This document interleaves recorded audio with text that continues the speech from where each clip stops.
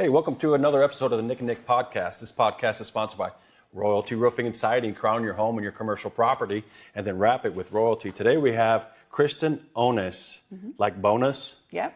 Executive Director of Envision Academy here in Omaha. Yes.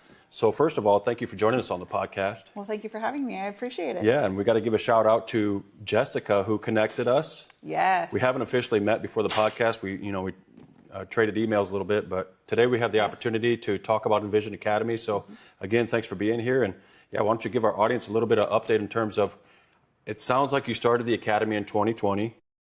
Now we're at 2026. Can you just give us an update, what it is, how it functions, where it's at in the process? Has it launched? Where we're at? Just bring us up to speed if you don't mind. Okay. So Envision Academy is our nonprofit that I started. I got the idea for it in 2011 when I was a teacher. Okay. OPS or? Yep, I was in OPS. What grade, what level? I taught first grade. What school? At Saratoga Elementary. Okay.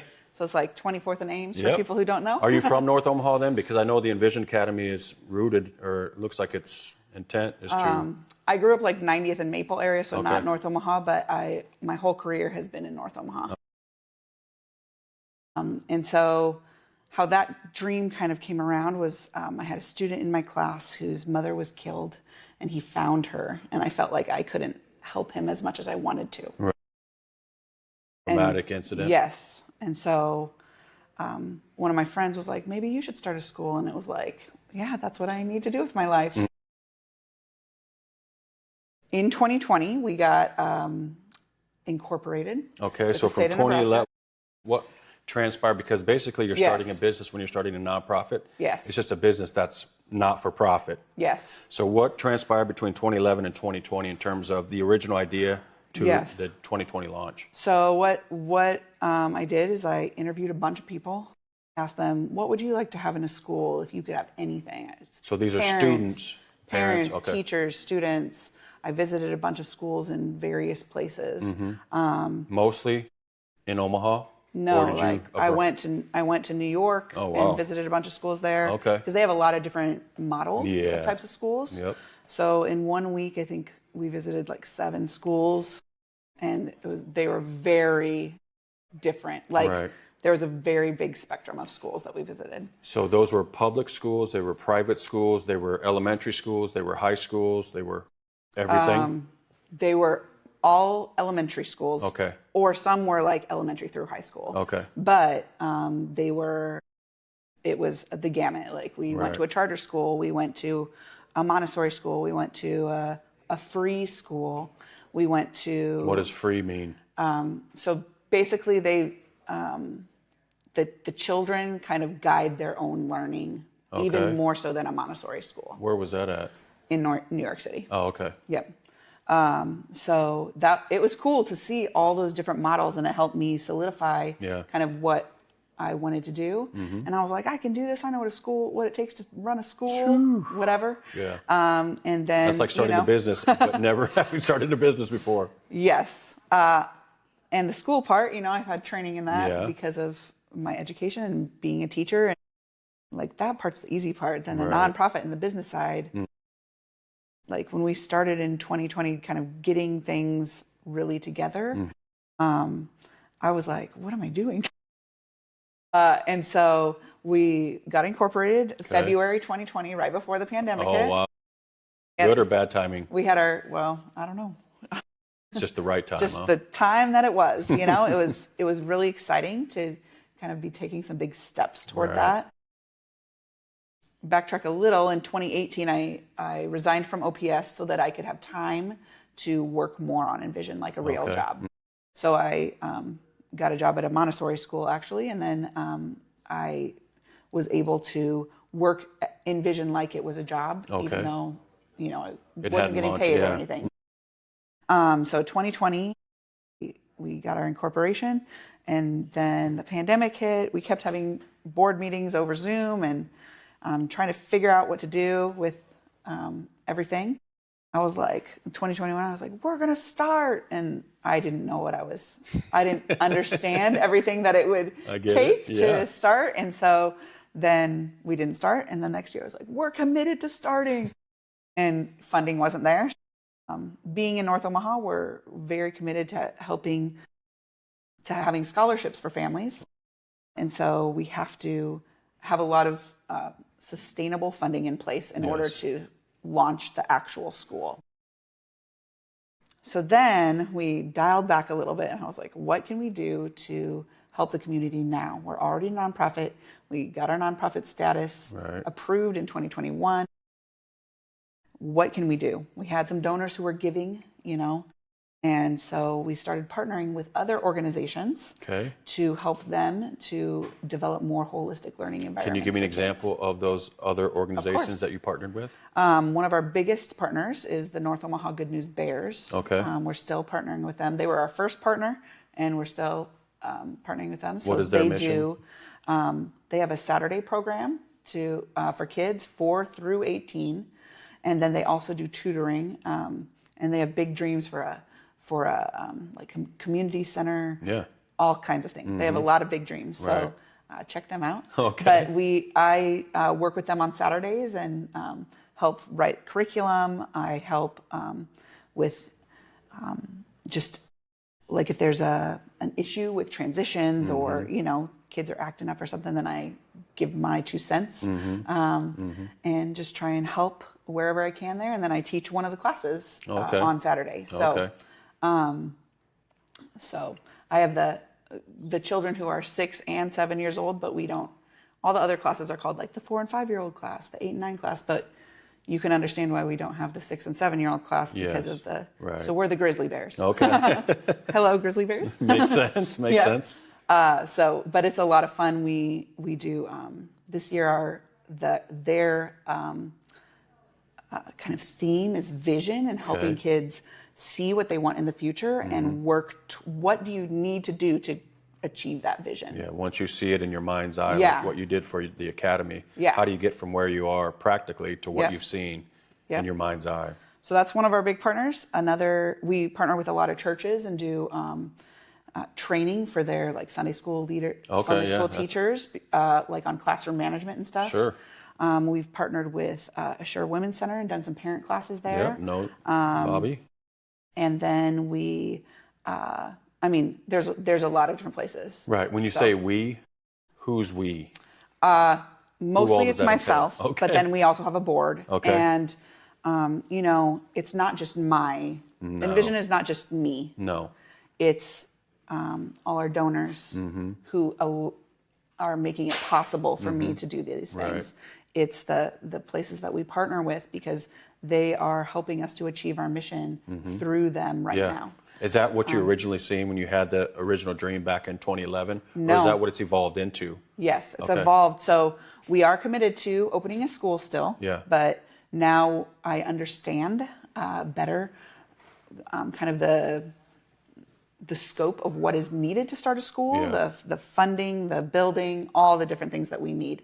And so that will happen. We've now created a strategic plan. A 4-phase plan, is that what you're talking about? Yep. So it's kind of 4 phases. So we're in phase 1 and we're working to get me up to full time.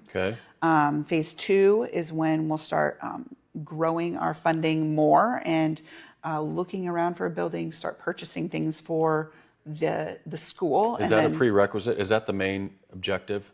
Space and funding. Yes. Funding is the most important. And then phase 3 is when we'll open the school. And we don't have years on that because we're a nonprofit and the economy is a little crazy right now. I don't know when all the funding will come in. And it has to be sustainable because you wouldn't send your child to a school that's like, oh, we have enough money for this year, maybe we'll be open next year. We're not sure. So we're very committed to having sustainable funding so we can commit to parents. Yes, we're going to be here the entirety of your child's elementary experience. In the future, we may expand into middle school and high school. Our incorporation is K through 12, but you can't. It's too much. You can't start a K-12 school just because of the different requirements that are needed for schools. you know, we're very excited with where we are, because even though we're not open, we're still impacting kids. The past 2 years, we've impacted over 500 kids. I think last year we were over 700 actually. Done training for over 100 adults in each year. Right. So With the churches and yep. So the vision for the school in terms of how it operates and functions, how is it uniquely different than what you came from OPS or a private school? What's unique about the Envision Academy? Yeah, so I actually was homeschooled growing up. Okay. And then I was a public school teacher. And then I worked at a Montessori for a little bit. So my view of education is fairly unique. What is unique about Envision is that we will have, one of our unique things is that we'll have multi-age classrooms. So we'll have multi-aged classrooms. Help me understand that. So that's we'll have kindergarten, first grade together, second and third grade together, fourth and fifth grade together. It could even be like kindergarten, first, second together, 3 in 1, and then 4, 5, 6, or 3, 4, 5 together. Yep. But that's so that, and we're really going to be watching kids and assessing them throughout their time with us. It's going to be very individualized. So, you know, a lot of times in the model of school that we have in the United States, it's a very one-size-fits-all, and we expect every first grader to be at a certain level here in math, reading, writing, science, social studies, emotionally, physically, socially. Yes. We expect them all to be the same. It's not reality. But it's not realistic. You know, when you have a baby, you're saying, oh, we can walk, they'll walk between this and this. You know, they'll start walking probably.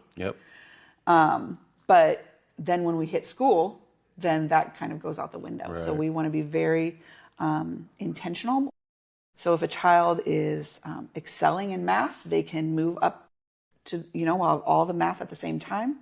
And if they're excelling, they can move up a grade level. Or if they need more help in reading, they can move down a grade level. And we'll talk a lot with the kids about how people have different strengths, how they have different things that come naturally to them, and that's okay.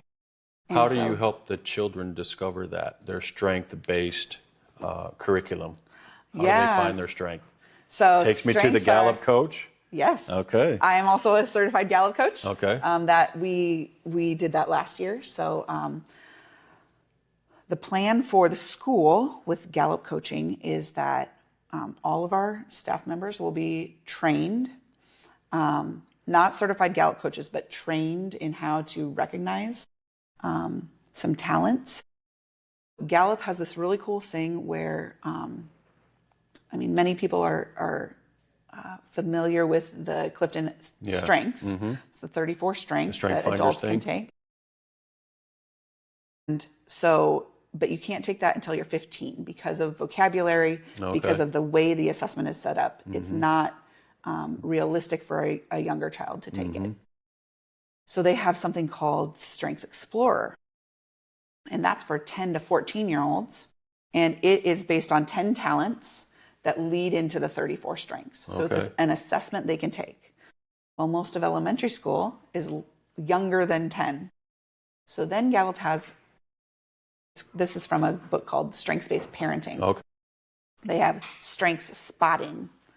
So all of our staff members will be trained in strength spotting, and we'll train parents also in strength spotting. Can you give our audience an example of a strength spotting? What is a strength that you would spot in somebody younger than 10 years old? Yes. So, for example, one of the 10 talents in that assessment is caring. Okay. And so compassion. And so empathy. What you would do when you see a child, like say they were playing at a park with friends and one of them fell and skinned their knee. And then the other one came and helped them. While everybody else just kept playing. Everybody just kept playing, or they didn't even notice. Because some of us are very relationship smart, and some are not, and that's okay.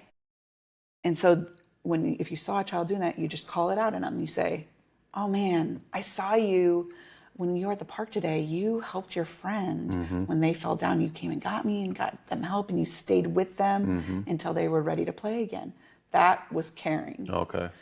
Another example would be with organization. So organization is another talent that kids have. We've all seen kids now. Not mine. Mine never had. Well, then they don't have that. They don't have that strength. But I'm sure you've seen kids who line up their toys like size order, or they line them up according to color. Yes. That goes with organization. Yeah. And so you say, oh man, look at how you lined up your cars here.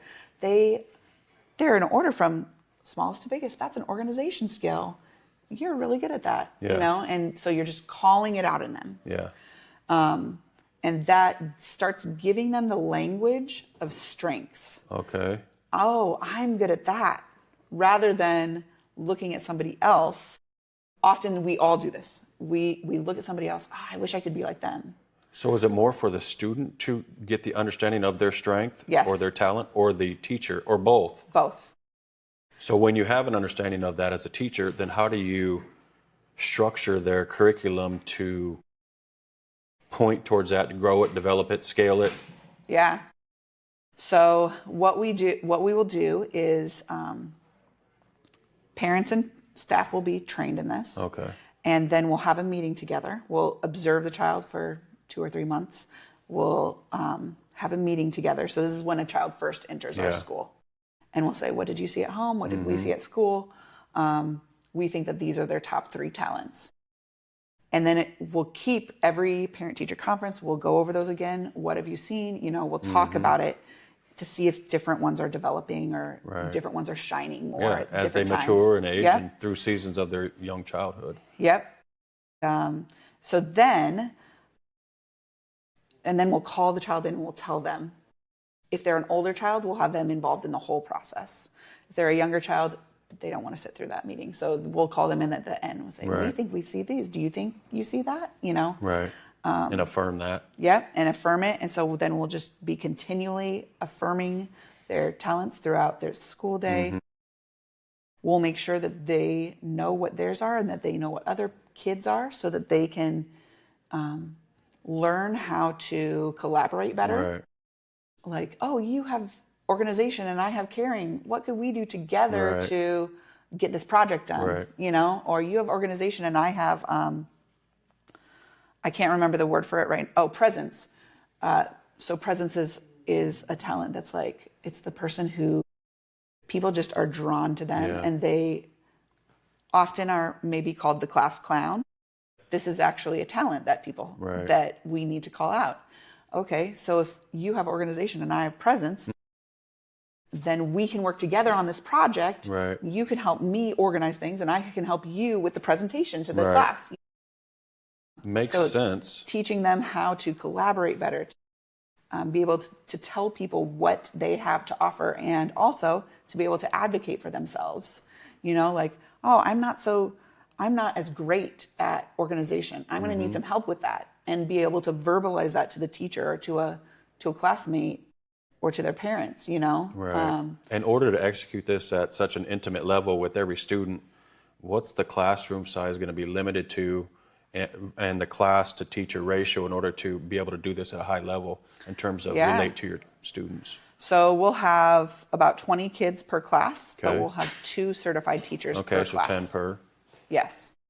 We could go up to 25, but right now our numbers are 20. And that's so that, having 2 certified teachers in a classroom will really help them to be able to focus on those strengths, to focus on how kids are smart, to focus on the different levels of reading, all the different things. But then it also allows teachers to, there's going to be disagreements or arguments or whatever between kids. Always. Kids are kids. We all have big emotions. Right. So then if something like that happens, one teacher can take care of that situation while the other continues on teaching. Right.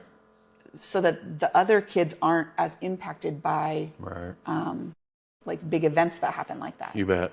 And so that's another bonus of having the two teachers in the classroom. Absolutely. So along those lines, as it relates to those kids, I forgot what I was going to say, but as it relates to them, so you have two teachers, up to 25 kids. You talked about identifying the student's strength, affirming it. What's your philosophy on the other side of the coin when you identify their weaknesses and things they're deficient at? How do you develop, address, shine the light on that so that, you know what I'm saying? Yeah. So our philosophy is that we don't focus on the weakness. Right. You don't ignore them though too, right? We acknowledge that they're there. Yes. So like, do you have an example of a weakness you're thinking of? Like Administration or organization, let's just say that. Organization. Or let's say socially, whatever. I don't know the correct terminology, but let's say social. Maybe they need more social skills. Yeah. So for organization, for example, we would teach that child that that's not my strength. Right. So I'm going to find somebody to help me with that. So you're back to your collaboration piece, where whether it's another student or you're an adult. Yep. I'm going to find somebody. We're going to help them to advocate for themselves. Yes. So that's one way. If it's a social skill, we're gonna have a lot of social skills lessons, because that is so needed, especially with our world that's like so focused on screens and things. A lot of kids need more social skills than they have in the past. And so we'll have a lot of social skills taught throughout the school day and throughout the year, and ways to practice. So what we do for that is there's I don't know, it's not really a curriculum, it's I don't know, it's called conscious discipline. Okay. So conscious discipline focuses on helping kids understand what's happening in their brain when they're experiencing big emotions. It helps them figure out how to process it in a healthy way. And the cool part is it focuses on the teacher first. Because often, as an adult, if a child is throwing a fit, sometimes your blood pressure rises. Absolutely. You're starting to feel angry. As does every other student in the class. Whether it's at home or at school, it doesn't matter. And so it focuses on the adult first, and then you teach kids how to communicate with each other, teach kids how to solve problems with each other, teach kids how to, argue in a healthy way. Because there's a way to disagree in a healthy way. And not everyone's gonna just be best friends all the time. Right. So we need to teach kids how to do those things in a healthy way. So the underlying foundation of the Academy is that it's Christ-centered, faith-based. Talk to our audience a little bit about your faith. How has it helped you in this process of launching? So the dream for the school, it came from God. There is no other explanation for it. I think you mentioned Ephesians 3:20. Yes. So Ephesians 3:20 is the verse that says that we can do infinitely more than we could ever ask or imagine. Yep. Through the Holy Spirit. Yeah. And so that's where the name Envision Academy came from. What does envision mean? I know what vision means, but what does envision is like seeing. It's very similar to. Okay. So when I'm envisioning something, then I can see it like in my mind's eye. Yeah, when you close your eyes, your mind's eye. I'm imagining it. Okay. I'm dreaming about it. I have plans for it. Yeah. And so we want kids to see that with God, they can do anything. Right. Anything they set their mind to. With God and with whomever God puts in their path, like you guys, to help them get from where they are to where God wants them to be. Yep. And that's part of the holistic. Our holistic model. Yeah. I'm a retired chiropractor, so I understand holistic. Nice. I understand the whole process of addressing the whole versus vitalistic versus mechanistic, and then holistic as well. You have to think about the whole child.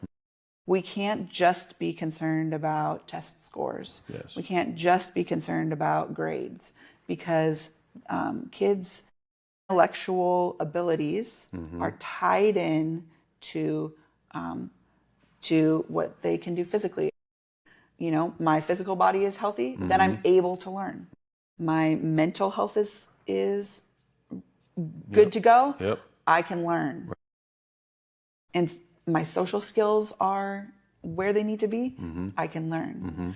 But if any of those are off, it's harder to learn. For sure. And it's harder to just be able to thrive throughout life. So we need to grow all of those things in our kids. And they're so intertwined that when we try and separate them out, exactly, something falls apart. That's the exact definition between vitalistic versus mechanistic, that the whole is more than the sum of its parts. Yeah. And so we're more than our academic success. Correct. We're more than our ability to solve a math problem. We're whole beings. We have many facets, and so we need to work together. We need all those facets to work together so that we can be successful and thrive throughout life. Exactly. Currently, you said you're in phase one of a 3 or 4 phase. Where are we at in terms of phase 4, or when does the process, or when does the academy start? Phase 2, phase 3, phase 4? Phase 3 is when we'll start. Okay. Yep. And then how far are we from that? What is that dependent upon? I'm excited about the product. Yeah. I'm sure you are. You've been working on it. I'm very excited. Where are we looking at? How are we looking at? When are we looking at in an ideal situation based on where we're at right now? I would say, so it's very dependent on funding. We need to grow our funding and get that to a point where we can, so basically we need about $500,000 per year. Per year to operate? To operate.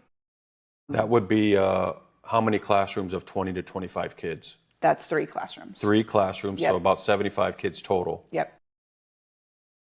And so the thing with a school, as you add classrooms, the cost per student goes down. Yes, because there's more. Because you don't have to have a director for a new classroom. Right. So, I can be over 6 classrooms. Right. You do have to hire teachers. So staff is the most expensive part of the school. But if you start in a building that has space to grow, you don't have to pay more for the space, and once you have things kind of down, the cost goes down the more classrooms you add. And people don't understand how much it is to educate a child. Dollar-wise, cost-wise? Dollar-wise Sure. per year. I believe in the Omaha area that it's about $17,000 per child per year. That's for a public schools. Okay. How about private? That's kind of the average. Okay. Gotcha. Some schools are more. Okay. And if you look at the cost per student, like over and throughout the United States, we're pretty cheap. Okay. Yeah. There are, it's a lot of money. Right. There are schools that try to do it with like $8,000 per student. You're going to get the job done. And they do it, and they're good schools, but it's hard. Yeah. And the teachers aren't being paid good Competitive, rate. yeah. Competitive, thank you. Competitive rate. We may not be able to pay competitive right away, but we are very committed to paying a livable wage, and we want to work toward a competitive wage for our teachers. A lot of times nonprofits are struggle because sometimes people will say, oh, you're doing like ministry. Right. So it's not about the money. No, it's not about the money. Right. But also we want our employees not to have to worry about that part of their life. They're already teachers give so much, and we think about the kids that we work with all the time. And so if you're thinking about the kids you're working with all the time, how to help this child grow in their reading, how to help this child get their social skills under control, how to help this child, and then you have a family on top of that, and you have your own bills. We don't want the money to be an issue. Right. And so we're very committed to being able to offer our employees a livable wage, and growing into a competitive wage. To me, a natural direction or transition or interface could be where a church and the academy integrate in some way, shape, or form. Is that on the horizon, where there's a church organizations over here that has a desire and has a mission to educate elementary students, just like what your mission is? Is there a way to incorporate, let's say, Christ Community Church into this, where you're not, you know what I'm saying? You're like a sub. So we can partner with, Yeah. we could partner with a church. One thing is that we will always be our own entity, because then if we as a school, I don't think this is going to happen, but if we as a school like fail, we won't bring the church down with us. No. Yeah, you're your own. Something, so we're our own, we'll But you're always be our own sharing entity. space and sharing overhead. This is something we've thought about. So when I'm talking about buildings, we've thought about there's 3 or 4 different options. Right. We could purchase a house or 2 across from a park, operate out of the houses. We could work with a church. There's a lot of churches that are empty during the week. And have a desire to impact that demographic. Yes. So we could rent space with them or have some sort of mutually beneficial relationship with them. Win-win. You know, they have to pay their utilities through the week. So you're nobody's there. subleasing, If we start being there during the week, we're going to raise their utilities. What if we just came in and paid all the utilities? So And that they you have didn't have 100 to kids in their anymore. kids program that maybe 20 of them could find this attractive. Yeah. So and we are a school, like you don't have to go to church to come to our school. So we accept anyone who wants to come to our school and experience our style of education, where unashamedly, we follow Jesus unashamedly, but anyone is welcome to come to our school. So that's, in Christian school terms, that's called an evangelistic school. So there's Evangelical? no, evangelistic. Okay. So there's a, oh my goodness, it just went out of my brain. Covenant. So there's, in Christian school language, there's covenant schools, and those are families who follow Jesus and they want their children to have a Christ-centered education. Right. And so they have to sign something. Yes, we follow Jesus. We go to this church, all this stuff.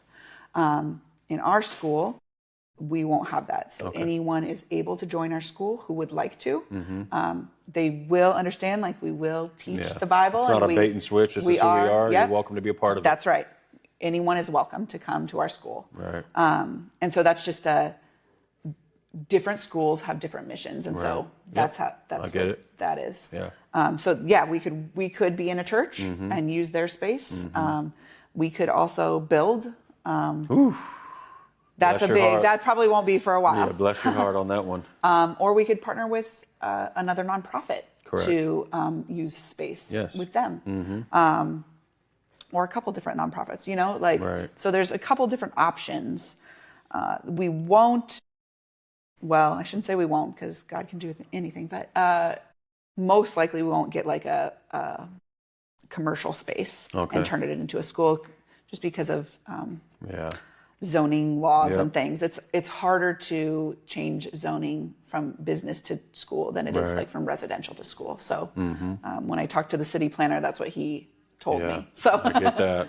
Been there, done so that. you know, there's all those different options where you know, we have board members who'd like send me, look at this house that's for sale. You know, we're not in a position to buy it yet, but you know, to dream and think about what could be, you know, it's really fun. Yeah, that's awesome. On the fundraising side of it, what are some of the more effective strategies or maybe approach that you've used in terms of raising funds? There's no grants involved, or is there?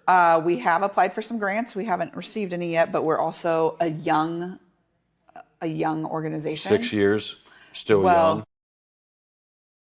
because of The reason why I'm pandemic. asking, because we have a nonprofit as well too, and I thought you were saying 6 years is still considered young.